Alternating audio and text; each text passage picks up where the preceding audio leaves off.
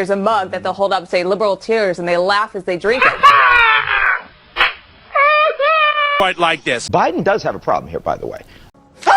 I mean, I have to say, $50,000 a month for Hunter Biden, clearly to be selling influence, because otherwise no one would ever pay him that kind of money for a company that, frankly, was pretty corrupt and has been before and has been since. Under and is that Joe Biden's fault or problem? No, but it's hard to imagine Joe Biden wasn't aware. What in the name? And I think that I expect that President Obama, if he had known about the reality of this situation, would have probably told Biden, get rid of this. Like, we shouldn't have your son working in this situation. No! And that would have cost him something. And I feel like even if maybe Biden wasn't aware, but Biden should have been aware that that would cause an issue. And all of those questions, as your report started coming into the Obama administration in the second term around 2014, around the time that he joins the board of this Ukrainian gas company, Burisma. The New York Times, at least, Adam, has reported that Hunter Biden was paid somewhere around $50,000 a month for his work. Do we know that to be factual? And also, if it is, can you tell us what he did for this company? What did that work entail? Yeah. So initially, one of his partners actually was put on the board, a guy named Devin Archer, and Devin Archer then brought Hunter in, Hunter was working as an of counsel for a law firm, and the idea was that Devin wanted to see if Archer could work with this board, this new board, international board of directors for Burisma, to put together a kind of a governance plan that would help the company appeal to Western investors. And so that's how Hunter sort of initially gets involved. He doesn't tell his father anything about it, per the don't ask, don't tell policy that goes back to when he first got into the business world. And he eventually was offered this position. The $50,000 a month, I've been told the same thing, but I was also told that it kind of depended on the month. Some months he was actually working more as a lawyer for them and he got paid more, and other months he got paid less.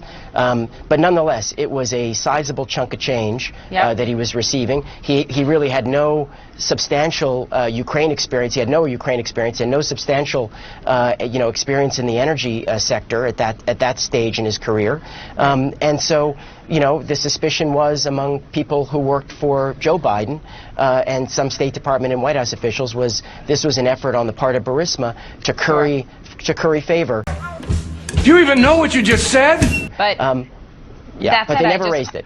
Right. I just want to deal in fact, because there is so much speculation out there, and there is zero evidence that Hunter Biden or Joe Biden did anything wrong. That said, as you know, Adam, everyone this week is talking about one line in your reporting, and that is about his work on that board. And you quote him as saying, Hunter Biden, Dad said, I hope you know what you're doing, and I said, I do. This week we heard the former Vice President Joe Biden say, quote, and unequivocally, quote, I've never spoken to my son about his overseas business dealings. I know you've talked to Hunter Biden in this week as this has all sort of evolved and bubbled up. Has he made that more clear for you? Not really, no. We hadn't talked about that. I think when you look at Joe Biden's statement, it's rather vague.